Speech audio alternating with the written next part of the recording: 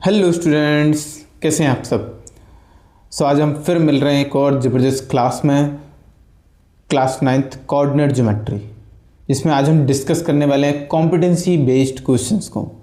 Competency based questions exam में बहुत ज़्यादा रोल प्ले करते हैं और ये अपडेटेड पैटर्न के हिसाब से क्वेश्चंस आने लग रहे हैं एग्ज़ाम्स में। आज इस वीडियो में हम डिस्कस करने वाले हैं इन क्वेश्चंस को, तो चलिए शुरू करते हैं। सबसे पहले आपने ना कोऑर्डिनेट ज्योमेट्री को पूरा बेसिक्स वगैरह सब बहुत अच्छे से पढ़ रखा है। बस आपको क्या करना है, उनको एप्लीकेशन बेस्ड जो टर्म्स होते हैं वो इसमें अप्लाई किए जाते हैं। आपको नॉर्मल से कोई एक केस दिया जाता है, उस केस को पढ़ के पूरा बढ़िया से आप समझ लेते हैं क्या पूरा स्टोरी है, क्या पूरा सिनेरियो है। वो बेस्ड रहता है पूरा उन्हीं एप्लीकेशन पे जिस चैप्टर से वो रिलेटेड होता है, ठीक है। साथ ही साथ उसके बाद उन पे बेस्ड कुछ ना कुछ आपको क्वेश्चंस दिए जाते हैं। उन क्वेश्चंस को आप ईजिली सॉल्व कर ले जाते हो अगर आपने प्रीवियस क्लासेस में जो क्वेश्चंस किए हैं उनको अच्छे से देखा है, तो इसमें भी आप कर ले जाओगे, ठीक है। तो चलिए शुरू करते हैं competency based questions coordinate geometry के। सबसे पहला क्वेश्चन इसमें है, एक केस दिया हुआ है, एक कोई फॉरेस्ट रेंजर है। A forest ranger keeps track of bears in his area, he plotted their location on a graph. देखो, एक कोई फॉरेस्ट रेंजर है, ठीक है, और इन्होंने क्या किया हुआ है, इन्होंने अपने काम को आसान करने के लिए ना जो पूरा की पूरा फॉरेस्ट एरिया है उसको ना ग्राफ में प्लॉट कर दिया है। अब ग्राफ में प्लॉट करने से इन्हें क्या आसानी हो जाएगी अपने काम को करने के लिए, ठीक है। तो एक फॉरेस्ट रेंजर है, इन्होंने क्या किया हुआ है, अपने पूरे फॉरेस्ट एरिया को ग्राफ में लोकेट कर दिया हुआ है। और सबसे गजब बात देखिए, the origin represent the ranger's control rooms location. Means जो ओरिजिन है, ओरिजिन क्या होता है, the meeting point of X axis and Y axis is called origin. Origin भैया, ओरिजिन के ना कोऑर्डिनेट्स क्या होते हैं, 0,0। ओरिजिन के कोऑर्डिनेट्स क्या होते हैं, 0,0। तो ये जो ओरिजिन के कोऑर्डिनेट्स होते हैं 0,0, इसी पे जो फॉरेस्ट रेंजर है उन्होंने अपना कंट्रोल रूम बनाया हुआ है, ठीक है। तो मतलब कंट्रोल रूम बिल्कुल एकदम सेंटर पॉइंट में है, क्योंकि ये जो ओरिजिन होता है ना वो एकदम सेंटर पॉइंट में होता है इस पूरे के पूरे कोऑर्डिनेट प्लेन के। और ये जो कोऑर्डिनेट प्लेन है बिल्कुल हूबहू फॉरेस्ट एरिया है, जबकि ये बट बिल्कुल ग्राफ में उसको इस तरीके से प्लॉट किया गया है कि आपको जो आप पढ़ के आए हो ना पीछे, उससे बिल्कुल हट के नहीं लगेगा, आपको बिल्कुल एक्चुअल चीज़ें आपको यहाँ पे समझ आ जाएंगी, ठीक है। तो जो ओरिजिन है वो कंट्रोल रूम है, ठीक है। ओरिजिन के कोऑर्डिनेट्स क्या होते हैं, 0,0, इतना आप ध्यान रखिएगा। चलो भाई आगे बढ़ते हैं। To access and maintain equipment, road X and road Y have been laid and paved inside the forest. चलो, सो आपको तो पता है एक हॉरिजॉन्टल एक्सेस होती है जिसको यहाँ पे रोड एक्स नाम दिया गया है, ठीक है। तो ये जो हॉरिजॉन्टल एक्सेस है उसको क्या नाम दिया गया है, रोड एक्स। एक वर्टिकल एक्सेस है, यहाँ पे एक वर्टिकल लाइन आपको दिख रही है, इसको नाम दिया गया है रोड वाई। तो दो रोड यहाँ पे बताई गई हैं, एक रोड एक्स जो कि हॉरिजॉन्टली जा रही है, एक रोड वाई जो कि वर्टिकली जा रही है, ठीक है। इन दोनों का meeting point that is origin. But इस केस स्टडी के हिसाब से अगर हम लोग देखें तो वो कंट्रोल रूम बना हुआ है। यहाँ पे क्या बना हुआ है भाई, कंट्रोल रूम बना हुआ है, ठीक है। चलो आगे बढ़ते हैं। They pass through the control room. ये दोनों ही ना जो रोड एक्स और रोड वाई, ये दोनों ही रोड कंट्रोल रूम से पास होते हैं, डेफिनेटली पास होंगे क्योंकि वो सेंटर पॉइंट से पास हो रहे हैं, दैट इज ओरिजिन, ठीक है। बड़े बच्चों, ये जो रोड एक्स है और ये जो रोड वाई है ये पेव्ड रोड है, ठीक है। इसको क्या कहा गया है, पेव्ड रोड, ठीक है। इसको क्या कहा है यहाँ पे, पेव्ड रोड। एक और चीज़, अगर हम ग्राफ बना रहे हैं तो हमें उसमें स्केल कितना लेना है, कैसे क्या लेना है, वो भी ज़रूर पता होना चाहिए, ठीक है। पता होना चाहिए कि नहीं चाहिए। तो यहाँ पे स्केल भी दिया हुआ है, उसको भी देख लेते हैं। 1 unit on the graph paper represent 1 kilometre. यानी अगर आप ग्राफ पेपर पे 1 यूनिट देखोगे तो वो यहाँ पे 1 किलोमीटर को रिप्रेजेंट कर रहे हैं, ठीक है। सो बच्चों, अब ना हमने पूरे की पूरा ये जो केस है वो पढ़ लिया है और इस पे बेस्ड अब हम सॉल्व करने जा रहे हैं क्वेश्चंस को, ठीक है। एक बार मैं फिर से बता देता हूँ। एक कोई फॉरेस्ट रेंजर है, उन्होंने अपने फॉरेस्ट एरिया को ग्राफ पे प्लॉट कर दिया है जैसा कि आप देख पा रहे होगे, ठीक है। और ग्राफ पे प्लॉट करने के बाद ये जो ओरिजिन है उसको उन्होंने कंट्रोल रूम बनाया हुआ है इस पूरे के पूरे फॉरेस्ट एरिया को कंट्रोल करने के लिए। ठीक है, अच्छा अब यहाँ से बाकी सारी चीज़ों को एक्सेस करने के लिए दो रोड बनाए हुए हैं। तो जो एक्स एक्सेस होता है, जो हॉरिजॉन्टल लाइन होती है, जो हॉरिजॉन्टल एक्सेस होता है, उसको नाम दिया गया है रोड एक्स। ठीक है, उसको क्या नाम दिया गया है? Road x. अब ये जो वर्टिकल लाइन होती है उसको नाम दिया गया है रोड वाई। जो इनका मीटिंग पॉइंट होता है वो कंट्रोल रूम है, जो ओरिजिन होता है उसके कोऑर्डिनेट्स क्या है यहाँ पे 0,0। ठीक है, ओरिजिन के कोऑर्डिनेट्स क्या होते हैं 0,0। अच्छा अब बच्चों यहाँ पे आप देख पा रहे हो जैसे कोऑर्डिनेट प्लेन है उसमें 4 कोऑर्डिनेट होते हैं। ठीक है, 4 कोऑर्डिनेट होते हैं, फर्स्ट, सेकंड, थर्ड, फोर्थ। ठीक है, बहुत ही इसेंशियल क्वेश्चंस में इनको ले लो, मीन्स कि अब ये आते ही आते हैं एग्जाम में, तो इनको बहुत अच्छे से कर लीजिएगा टॉप। ठीक है, कॉम्पिटेंसी बेस्ड क्वेश्चंस को। चलो भाई, सो 4 क्वाड्रेंट, 4 क्वाड्रेंट में सबसे पहले वाले क्वाड्रेंट में अगर आप देख पा रहे होगे तो यहाँ पे एक बियर है और उसको कुछ नंबर दिए हुए, बियर 389। ठीक है, बियर 389। अच्छा, सेकंड क्वाड्रेंट में फिर से एक बियर है और उसको नंबर दिया गया है बियर 415। ठीक है, सो सेकंड क्वाड्रेंट में बियर 415। अच्छा अब बढ़ते हैं थर्ड क्वाड्रेंट की तरफ, तो यहाँ पे बियर 425। थर्ड क्वाड्रेंट में बियर 425।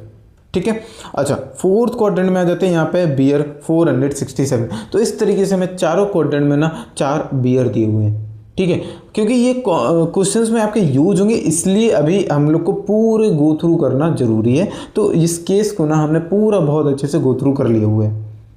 ठीक है, पढ़ लिया है, समझ लिया है, अब इस पे बेस्ड हमारे लिए क्वेश्चंस करना बहुत आसान हो जाएंगे। ठीक है, और स्केल भी आपको पता चल गया है, 1 यूनिट का मतलब यहाँ पे कितना है 1 किलोमीटर स्टूडेंट्स। ठीक है, 1 यूनिट का मतलब है 1 किलोमीटर। ठीक है, चलो भाई अब सबसे पहला क्वेश्चन आपकी स्क्रीन पे ये रहा। सबसे पहले क्वेश्चन में ये क्या पूछ रहे हैं देख लीजिए यहाँ पे। सबसे पहले ये पूछ रहे हैं which bear is nearest to a paved road.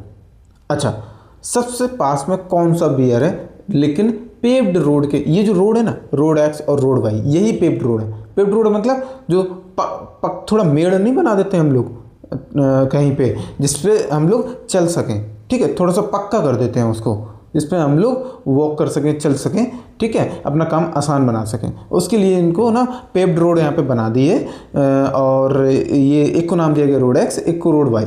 इसके पास, इन पेव्ड रोड के पास सबसे ज़्यादा पास में कौन सा बियर है ये देख लेते हैं। देखो सबसे पहले फर्स्ट क्वाड्रेंट से शुरू करते हैं। अगर फर्स्ट क्वाड्रेंट की बात करें तो इसमें बियर 389 है, लेकिन बियर 389 ना हमें काफ़ी दूरी पे लग रहा है रोड एक्स और रोड वाई से। क्यों? क्योंकि उससे ज़्यादा पास तो ये बियर 415 लग रहा है रोड एक्स से, अगर आप देख पा रहे होंगे। ठीक है, तो फिर भाई ये तो कैंसिल हुआ, तो रोड बियर 389 वाला ये कैंसिल हो गया ऑप्शन। ठीक है, चलो ये बियर 389 कैंसिल हो गया। बियर 415 अभी कंफर्म नहीं है, बाकी के बियर से उसको कंपेयर कर लेते हैं।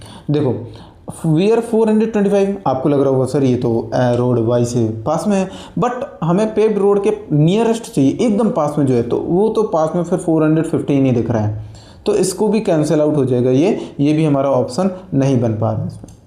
ठीक है, अब आता है बियर 467। ये थोड़ा सा पास में लग रहा है रोड वाई के, तो हम देखते हैं ये कितना दूरी पे है। 1 2 3, ये 3 यूनिट्स दूर है किससे? रोड वाई से। कौन सा? बियर 467। और जो बियर 415 है वो रोड एक्स से 2 यूनिट की दूरी पे। वो कितनी दूरी पे? 2 यूनिट। 2 यूनिट का मतलब क्या हो जाएगा? 2 किलोमीटर। लेकिन ये जो बियर 467 है ये 3 यूनिट्स की दूरी पे है, तो ये कितना दूरी पे हो जाएगा? 3 किलोमीटर। तो फिर हमें नियरेस्ट पता करना है, तो हमारे आंसर सामने आ गया। कौन सा आंसर हो जाएगा? बियर 415। ठीक है, ये 467 ये भी कैंसिल हो जाएगा। ठीक है, तो एमसीक्यू में अगर आएगा तो हम टिक कर देंगे बियर 415। ये हमारा नियरेस्ट है पेव्ड रोड के। पेव्ड रोड कोई सी भी हो सकती है, चाहे वो एक्स हो चाहे वो वाई हो, जरूरी नहीं है हमें एक्स से ही देखना है, बस पेव्ड रोड देखनी है, चाहे वो एक्स देखो चाहे वो वाई देखो, बट हमें नियरेस्ट वाला लेना है। तो हमारा यहाँ पे बियर 415 काम करेगा। ठीक है, चलो भाई ये था पहला क्वेश्चन। बहुत ज़्यादा कठिन नहीं है, बस आपने केस को अगर अच्छे से समझाया हुआ है तो फिर क्वेश्चन आप आसानी से कर ले जाओगे। ठीक है, चलो अभी अब बढ़ते हैं सेकंड क्वेश्चन की तरफ। सेकंड क्वेश्चन आपसे क्या कह रहा है, देखिए सेकंड क्वेश्चन में पूछा हुआ है बियर 467 हैज बीन इंजर्ड। जो बियर 467 है ना, ये इंजर्ड हो गया है।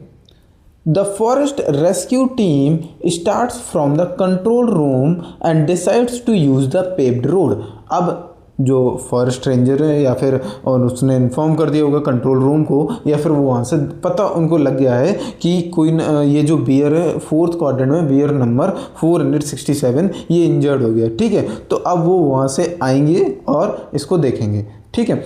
As much as possible which road should they take. देखो अब वो जो कंट्रोल रूम से जो टीम आ रही है रेस्क्यू टीम, वो इसके पास में आएगी और इसको पूरा चेक कर देखेगी क्या है। तो उनको ना पेव्ड रोड यूज करना है सबसे ज़्यादा से ज़्यादा। ऐसा क्वेश्चन कह रहा है कि ज़्यादा से ज़्यादा वो पेव्ड रोड ही यूज करें, ठीक है। तो भाई अगर वो रोड एक्स से आ रहे हैं तो फिर उन्हें रोड कम यूज़ करने को मिलेगा, क्योंकि उन्हें टर्न होना पड़ेगा इसके पास तक आने के लिए। अगर वो अपने कंट्रोल रूम से रोड वाई की तरफ से आ रहे हैं तो फिर उन्हें पेव्ड रोड ज़्यादा मिल जाएगा, तो फिर उन्हें थोड़ा सा ही उसके हट के चलना पड़ेगा और वो उसके पास में पहुंच जाएंगे बियर 467 के, ठीक है। क्वेश्चन ये कह रहा है बियर 467 के पास में जो रेस्क्यू टीम पहुंचेगी वो सबसे ज़्यादा पेव्ड रोड कौन सा यूज़ करेगी जिससे कि वो उसके पास तक पहुंचेगी, ठीक है। तो भाई यहाँ पे साफ हमें समझ में आ गया है, अगर वो रोड एक्स यूज करते तो वो कम यूज कर पा रहे हैं as compared to road Y. तो हमारा आंसर फिर सामने आ गया है रोड वाई, हमारा आंसर सामने आ गया है रोड वाई, ठीक है। इसमें वो सबसे ज़्यादा पेव्ड रोड यूज कर लेंगे, सबसे ज़्यादा यूज कर लेंगे वो, ठीक है। जितना ज़्यादा हमें which road should they take, तो road by they need to take so that they can easily reach to bear 467 by using the paved road, ठीक है, एज मच एज पॉसिबल। ज़्यादा से ज़्यादा वो यूज़ कर लेंगे रोड बाई को, तो फिर वो उसके पास तक पहुंच जाएंगे, ठीक है स्टूडेंट्स। चलिए सो क्वेश्चन ज़्यादा कठिन नहीं है, बस हमें केस समझ में आ गया, हम क्वेश्चंस को इजीली आंसर कर पाएंगे। चलो भाई अब बढ़ते हैं थर्ड क्वेश्चन की तरफ। हाँ जी, मिल गया थर्ड क्वेश्चन आपकी स्क्रीन पे, बढ़े आएंगे। चलो, how far is bear 425 from road X. अरे भैया डिस्टेंस पूछ लिया है, रोड एक्स से बियर 425 कितना दूरी पे है। चलो देख लेते हैं अभी। देखो ये रहा रोड एक्स, ये रहा रोड एक्स आपका हॉरिजॉन्टल लाइन जो है, और ये रहा आपका बियर 425, ठीक है, बियर 425। अब देखो अगर इसकी बात करें तो ये वैसे तो थर्ड क्वाड्रेंट में लाई कर रहा है जिसमें दोनों ही कोऑर्डिनेट्स आपके नेगेटिव के होते हैं नेगेटिव के। लेकिन बच्चों डिस्टेंस को नेगेटिव में थोड़ी ना ले सकते, डिस्टेंस को नेगेटिव में नहीं ले सकते, तो फिर हमें क्या करना होगा, हमें इसमें पता करना होगा ये कितना दूरी पे है, फिर हम इजीली पता लगा पाएंगे। देखो सबसे पहले यहाँ पे ये लाइन दिख रही होगी आपको, ये ऑलरेडी हमें बता रहा है कि ये 10 यूनिट्स हो गए हैं और इससे ये 3 यूनिट्स और दूरी पे, तो यानी कि टोटल ये कितनी दूरी पे, 13 यूनिट्स। और ऑलरेडी ना हम स्केल पता कर चुके हैं, स्केल हम ऑलरेडी पता कर चुके हैं जब हम केस को बहुत अच्छे से पढ़ रहे थे। क्या पता किया था हमने, स्केल हमने पता किया था कि 1 यूनिट, अगर 1 यूनिट होगी तो फिर यहाँ पे उसको डिनोट किया गया है 1 किलोमीटर से। 1 यूनिट इक्वल्स टू 1 किलोमीटर, ठीक है। बट हमारे पास यहाँ पे कितना यूनिट दूरी पे है वो रोड एक्स से, 13 यूनिट, तो यानी कि ये कितना हो जाएगा, 13 किलोमीटर, ठीक है। कितना दूरी पे हो जाएगा, 13 kilometre. How far is bear 425 from road X, bear 425 is 13 kilometre far from road X. बस दैट्स इट, इतने से ही आंसर है, कोई हार्ड सॉल्यूशन नहीं है, इजी, ठीक है। चलो भाई next question number 4। Question number 4 आपकी स्क्रीन पे आगे होगा। Next, a tiger is at 11,4। ये हमें ना कोऑर्डिनेट्स दिए गए हैं किसी न किसी पॉइंट के, ठीक है। कोई टाइगर है जो कि 11,4 उसकी लोकेशन दी गई, हम नोट कर लेते हैं सबसे पहले इसको ग्राफ में। देखो ये हमारे पास 10 है, इसके नेक्स्ट जो यूनिट है वो 11 है, ठीक है। वहाँ से हमें y में कितना लेना है, ऑर्डिनेट कितना लेना है 4, तो ये हमारे जो कोऑर्डिनेट हो गए ना, ये हमारे हो गए 11,4। और ये कौन है भैया, ये है टाइगर, हाँ टाइगर है, टाइगर, समझ गए। लोकेशन पता चल गई है आपको टाइगर की, क्या लोकेशन है 11,4, पता चल गई है। चलो सो क्वेश्चन क्या कह रहे हैं, how far from it is the nearest bear, इससे सबसे ज़्यादा पास में कौन सा बियर है, नहीं सबसे ज़्यादा पास में मतलब कितना दूरी पे वो बियर, कौन सा बियर है वो तो हमें यहाँ पे दिख ही रहा है, बियर 389। अगर ये पूछा जाता है कि कौन सा बियर सबसे ज़्यादा पास में है तो हम डेफिनेटली आंसर बहुत आराम से दे देते बियर 389, बट ये भी आराम से दे देंगे। इन्होंने पूछा है वो कितना दूरी पे उसको, तो भाई यहाँ पे साफ नज़र आ रहा है वो 2 यूनिट्स के डिस्टेंस पे। बियर 389 इस टाइगर से 2 यूनिट्स की डिस्टेंस पे, और यहाँ पे हमें ऑलरेडी बताया गया है 1 यूनिट का मतलब 1 किलोमीटर, तो 2 यूनिट्स का मतलब 2 किलोमीटर,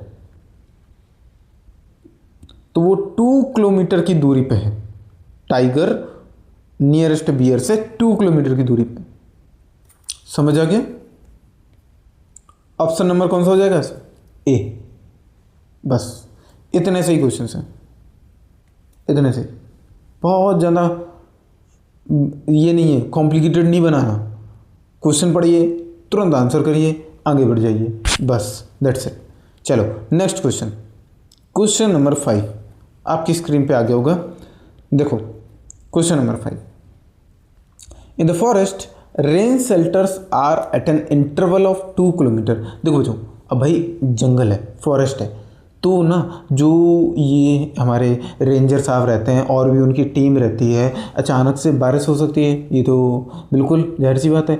तो अब उनको अपनी सेफ्टी के लिए वहाँ पे क्या रखना होगा, रेन शेल्टर्स हैं यहाँ पे बने हुए जिससे वो बारिश से बच सकें, ठीक है। और उन्होंने ना वो कितने कितने किलोमीटर के डिस्टेंस पे लगा रखे हैं, 2-2 किलोमीटर के जो रेन शेल्टर्स हैं वो 2-2 किलोमीटर के डिस्टेंस पे ना बनाए रखे हैं, जिससे अगर कहीं भी बारिश होती है तो उस पर वो अपना स्टे कर सकते हैं थोड़ी देर के लिए जब तक बारिश होती रहती है, ठीक है। तो ये ना ये भी बताया है अलोंग पेव्ड रोड्स, मतलब जो लाइन दी गई ना, ये हॉरिजॉन्टल है, ये वर्टिकल, ये जो पेव्ड रोड्स हैं, ये जो पेव्ड रोड्स हैं बस इन्हीं पे आपका उनको रेन शेल्टर्स को बनाया गया है, और डिस्टेंस आपको फिक्स्ड है 2 किलोमीटर की वो दूरी पे है। A forest ranger is travelling on road x, जो हमारे फॉरेस्ट रेंजर भैया हैं वो रोड एक्स पे चल रहे हैं, यानी कि हॉरिजॉन्टल लाइन पे वो चल रहे हैं, ठीक है। He crosses a rain shelter located at 3,0। एक कोई रेन शेल्टर की हमें ना लोकेशन मिल गई है जो कि कितनी है 3,0।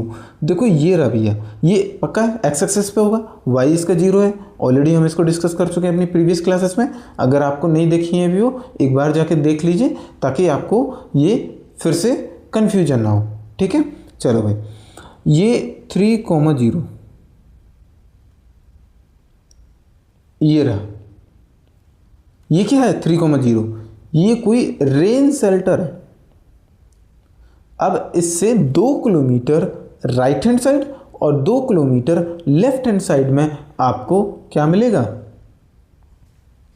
दूसरा रेन शेल्टर मिल जाएगा,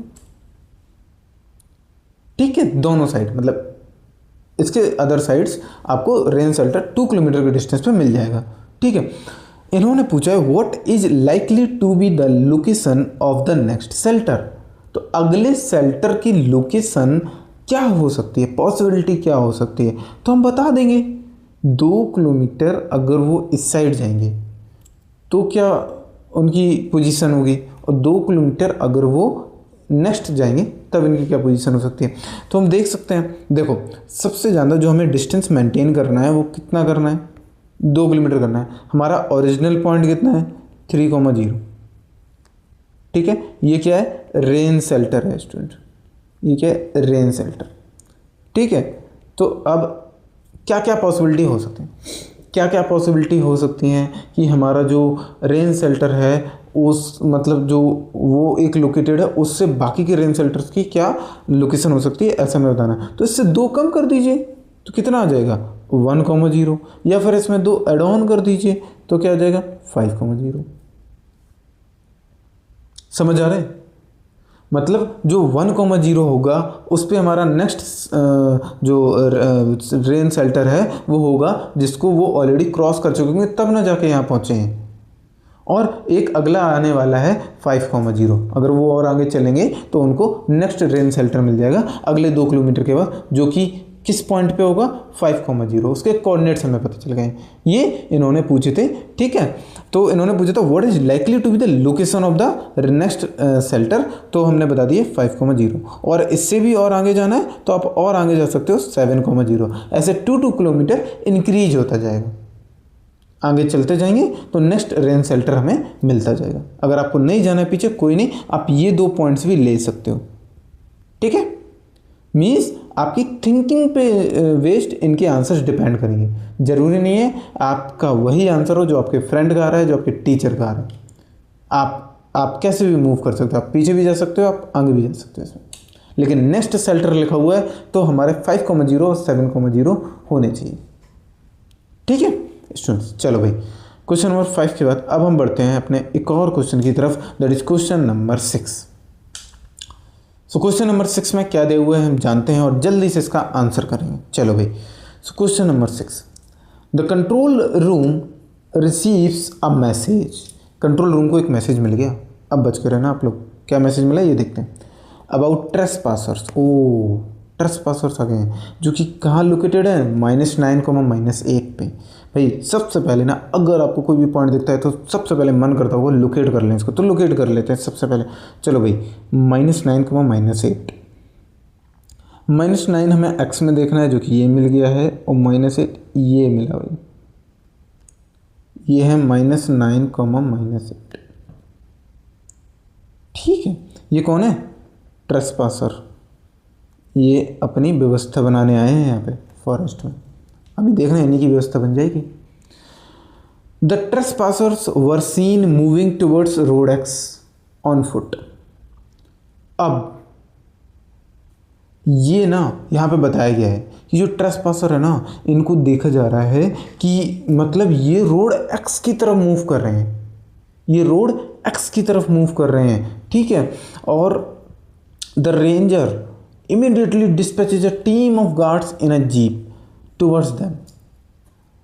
अब ना ये जो रेंजर साहब थे हमारे, जिन्होंने इतना बढ़िया हमारा ना ये पूरा फॉरेस्ट एरिया ग्राफ पे लोकेट किया, इन्होंने जल्दी से नोट करके और देख लिया, तो इन्होंने ना अपनी जीप में पूरे गार्ड की टीम को भर के और रवाना कर दिया कि जाओ जल्दी से उनको पकड़ो, देखो या मारो, जो भी है अपना एक्शन इन्होंने तैयार कर लिया, ठीक है।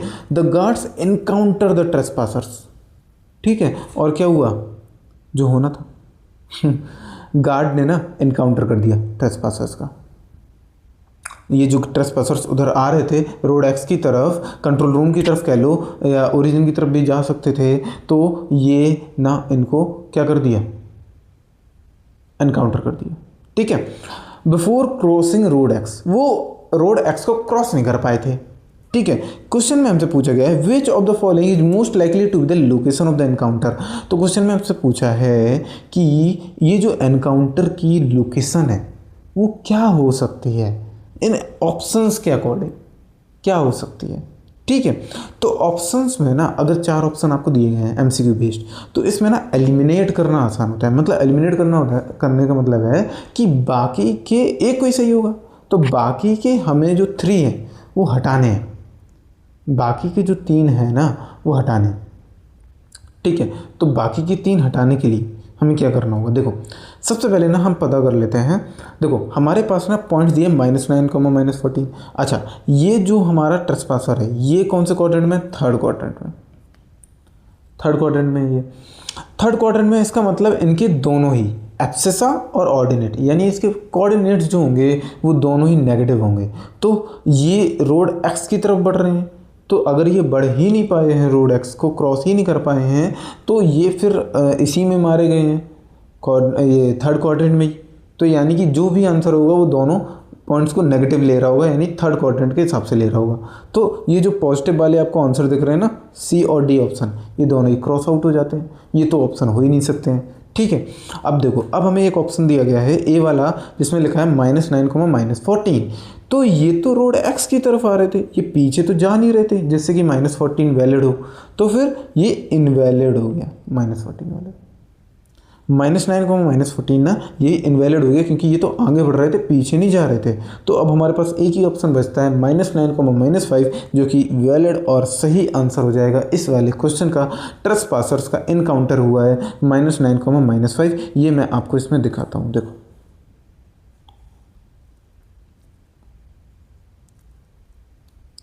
इनका लोकेशन था -9, -8 और इनका एनकाउंटर हो गया यहाँ पे।